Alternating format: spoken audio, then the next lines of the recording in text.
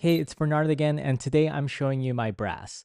Now, normally I'm more of a titanium guy when it comes to my EDC, so this is the first time I've ever tried a full loadout with the brass theme. But I'm definitely not the first person to EDC a full brass carry. Brass is actually a very popular material when it comes to EDC gear. So in this video, I'll talk about why so many EDCers choose to carry brass gear, share my current setup and the thought process behind it, and what I learned from trying this new theme to EDC. I'll have Amazon links to all this in the description below. They are affiliate links. I'm also highlighting some new brass gear from Ridge, and they are our parent company. So if you use these links or purchase Ridge gear, you'll be supporting the channel. That said, buy where you're comfortable, and let's get into it. So if you're not familiar, brass is a combination of copper and zinc. It's characterized by its unique golden hue, and it has a higher density, which makes it a lot heftier than other metals commonly found in gear like aluminum and titanium. It's also just very durable and fairly corrosion resistant. Brass does, however, tend to develop a patina over time. Patina is like a kind of tarnish that appears on the surface when brass oxidizes from oxygen in the air, and a lot of EDCers enjoy this look as it gives a classic worn-in feel. That's why brass is so commonly carried alongside materials that also break in well,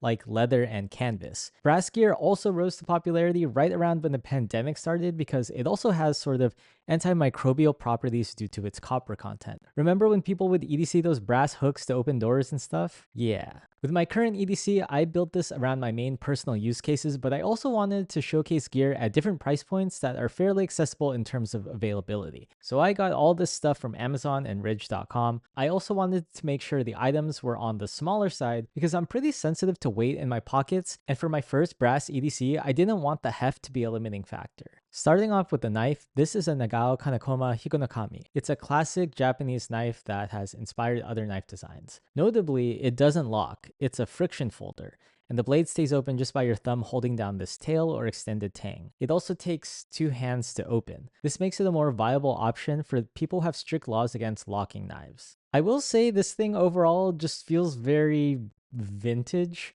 Probably because the design is over 100 years old, and that's where the charm comes from though. It's a folded piece of brass with a 3-inch carbon steel blade on a pivot pin. It doesn't flick open, there's no drop shutty action.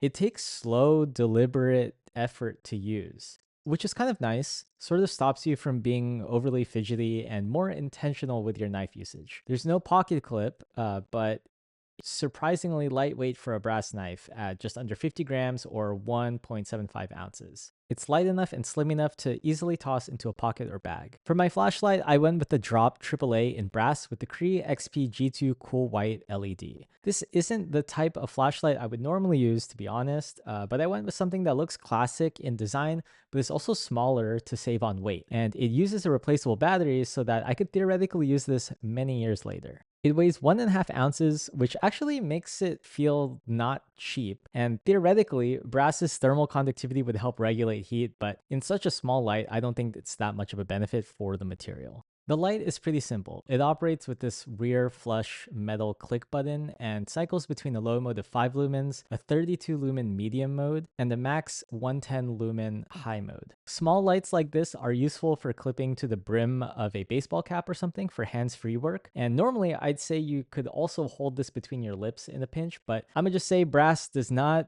taste yummy.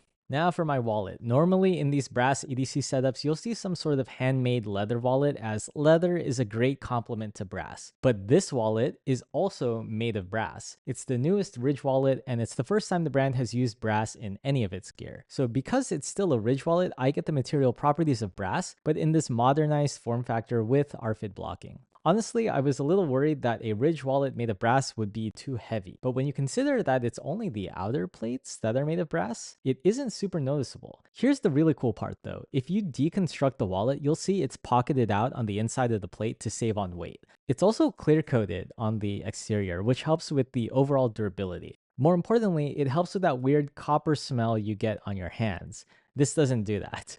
But the coating does mean you lose the antimicrobial benefit, but I don't really value that much these days. And the finish on the Brass Ridge collection is a nice stone wash. It hides wear well, and it gives that rich patina look right out of the box. Some of you might prefer a more raw brass so you can develop a patina naturally, but I enjoy this look personally. So I have 4 keys and I like to keep them organized and not jangling around. So Ridge makes a key case that matches the wallet perfectly, and I've grown to like that system. If you've seen my other EDC videos, you'd notice I remove a lot from this keychain, like flashlight and Swiss Army knife, but I still need my apartment fob and car fob. I put it all on an included black split ring that comes with the Ridge key case. Now, while the Ridge key case has a pocket clip, I always prefer wearing my keys on a belt loop. So this elegant square wire clip from Craig Hill fits the bill. Since it's such a minimalist design, it doesn't add much bulk or weight despite being made of brass. It's also a single piece of wire, so there's not much complexity to it. It works by squeezing the wire and moving it out of the way of this hooked section. Otherwise, it's just held by tension. Compared to titanium though, brass is not as springy, so I could see over a long enough time this could deform out of shape and not work as well. And the horizontal part of this is about an inch long too, so it fits nicely on webbing where I normally use a MOLLE compatible Grimlock D-ring. Next up is my pen. I normally don't carry a pen when I'm out, but I do use them often at my desk. So the new Ridge brass bolt action pen is great for that since it's a full-size pen.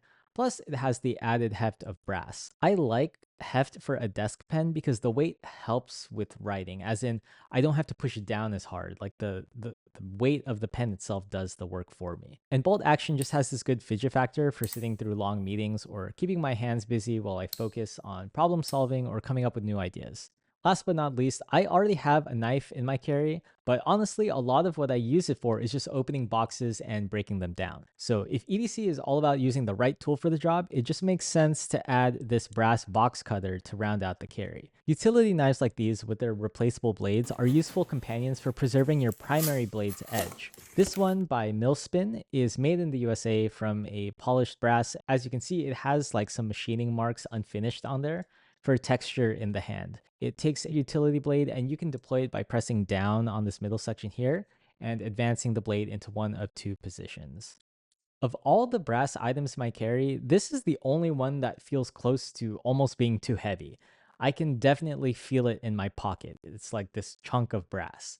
It seems a bit redundant though to have alongside my knife, but a dedicated knife has its advantages for when you need a longer cutting edge or thicker blade than what the box cutter blade can provide. So that's the core of the brass EDC. I just weighed it all, like including my keys, my battery, like all my cards, cash, all of that. And it weighs in at 575 grams or just about 20 ounces. So not super heavy, but not super ultralight either. I'll wrap up this EDC updates with my thoughts after carrying and using some of this gear for a couple of weeks.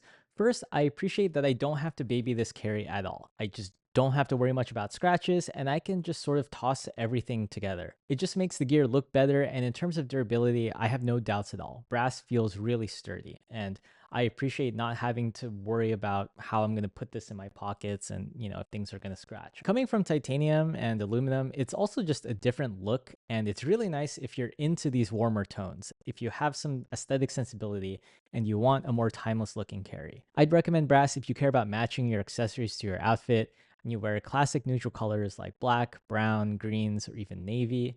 And maybe you like denim, wax canvas, leather, that whole workwear vibe. But hey, this isn't a fashion channel. Another finding with carrying brass is that it isn't that heavy and it can be managed. It just depends on the design of each individual item and how many you end up with in total. One thing I did not enjoy about the brass carry, though, is actually the smell. Uncoated brass can just leave this weird metallic smell on your hands, and it's just not pleasant. I first noticed this when I got home after a long day. I emptied my pockets. This is where I messed up, by the way. I sat down and started eating a Spam Musubi with my hands or something, and it just smells and tastes like I just robbed a piggy bank. Overall, though, it's a very cool material, and there's a bunch of great gear from all sorts of brands that use it well. It gives that golden aesthetic and premium heft without costing as much as actual precious metal, and it's tough enough to last for ages, and it'll look even better as it does. So let me know in the comments, do you guys like brass for EDC? Thanks again for tuning into this video. If you enjoyed it or found it helpful, please leave a like and subscribe to the channel as it helps me make more videos to show you guys great gear like this. And once again, I'm Bernard. Until the next one, peace.